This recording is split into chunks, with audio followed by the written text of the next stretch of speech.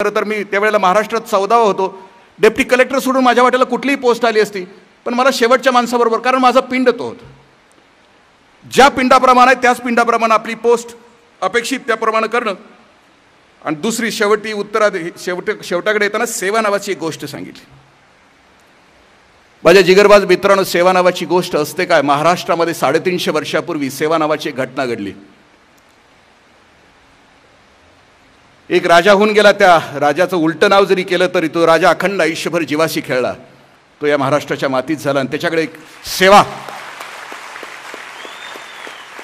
सेवा नावाची गोष्ट त्यांच्या आयुष्यामध्ये घडली. इराण इराकमधून सिद्धी यायचे, कोकणात शिरायचे आणि कोकणातल्या आया बहिणींना पळवून न्यायचे. महाराजांना बातमी कळवण्यात आली. महाराजांनी ठरवलं की कोकणामध्ये एक समुद्राच्या काठाला किल्ला बांधायचा आणि सिद्धींचा बंदोबस्त करायचा. महाराष्ट्राचे चीफ इंजिनियर त्यावेळेला होते हिरोजी इंदुलकर. त्यांना किल्ला बांधायला सांगितलं. सिंधुदुर्ग किल्ल्याचं बांधकाम सुरू झालं.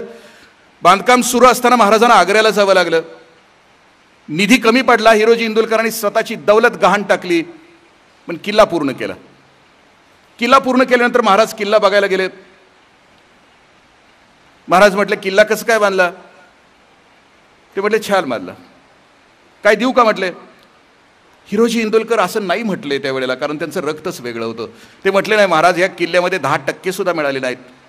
पुढचं काम करताना 40%च्या आतलं टेंडर असलं तर घेणार सुद्धा नाही, अजिबात नाही. ते रक्तच वेगळं होतं, त्यांचं जगणंच वेगळं होतं. एक नॅशनल कॅरेक्टर होतं माझ्या राजानं निर्माण केलेलं, एक राष्ट्रीय चारित्र्य ते त्यावेळेला होतं.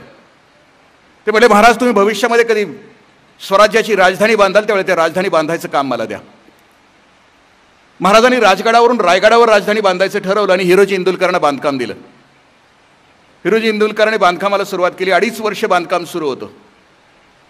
कधी गेला असाल चुकून रायगडावर, मग तिकडून रोपवेनं नव्हे, इकडून चढून गेला असाल, मावळ्यासारखं गेला असाल कधी तर. ते सगळं बांधकाम त्यांनी 2.5 वर्षात पूर्ण केलं. राणी वसा, बाजारपेठ, जगदीश्वराचं मंदिर, हत्ती तलाव, महादरवाजा, हे सगळं 2.5 वर्षात बांधून पूर्ण केलं. आणि पूर्ण केल्यानंतर महाराज ज्यावेळेला बघायला गेले त्यावेळेला महाराजांनी विचारलं, किल्ला कसं काय बांधला? ते म्हटले, महाराज वर गेलं तर हवा, खाली गेलं तर पाणी, शत्रूवर येऊ शकत नाही. ती त्यावेळीची MB होती बरं का, MB मेजरमेंट बीक होतं. पण एक दिवशी घटना घडली, 6ला दरवाजे बंद व्हायचे. हिरकणी नावाची गवळण, तिला खाली जायचं होतं, तिचं लेकरू खाली होतं. दरवाजे बंद झाल्यानंतर हिरकणी खाली उतरली. महाराजांना प्रश्न पडला. हिरकणीचा गौरव करण्यासाठी तिला पालखीतनं वर आणलं आणि हिरकणीचा गौरव हिरोजी इंदुलकरांच्या हस्ते केला.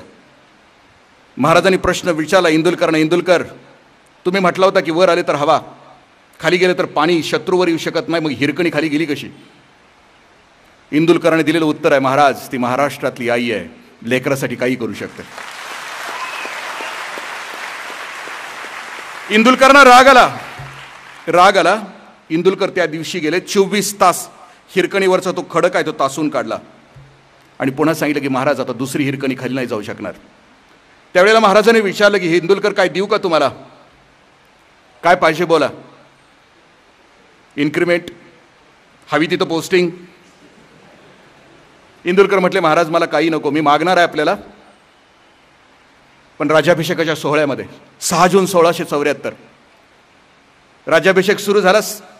ज्याच्या पराक्रमाप्रमाणे महाराज प्रत्येकाला काहीतरी देत होते. कोणाला ढाल, कोणाला तलवार, कोणाला घोडा. इंदुलकर कोपऱ्यात उभे होते. इंदुलकर तुम्हाला काय? नाहीच. 7वा वेतन आयोग सुद्धा नको, काहीच नको.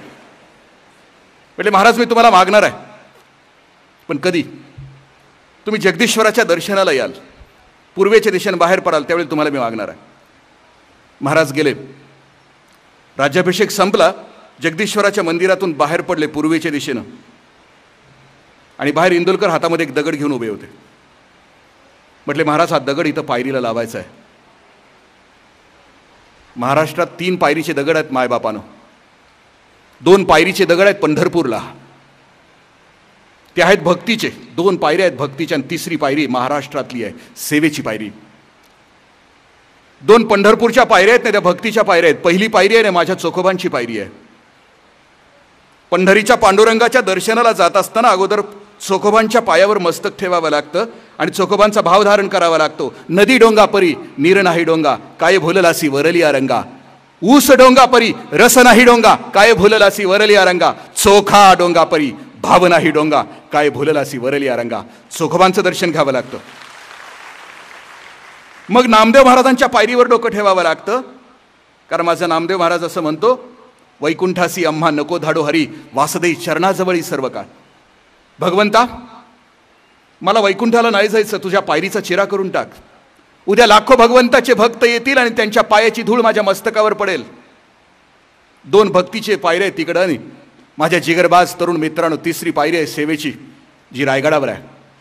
आणि त्या पायरीवर काही अक्षरं कोरलेली आहेत की जी हिरोजी इंदुलकर महाराष्ट्राच्या चीफ इंजिनियरची अक्षर आहेत. आणि ती अक्षर आम्हाला संदेश देतात, सेवेचे ठाई तत्पर हिरोजी इंदुलकर, एवढेच शब्द त्याच्यावर आहेत. तिथं मी 6 दिवस महाराष्ट्रातले काही तरुण घेऊन बसलो होतो. चरित्र सांगत होतो आणि लेकरांना सांगायचं की खाली उतरा, आज देवाच्या दर्शनाला जाऊ नका, पण पायरीवर माथा टेका आणि सांगा की स्वराज्यासाठी रात्री 12 वाजता बोलवलं तर आम्ही जायला तयार.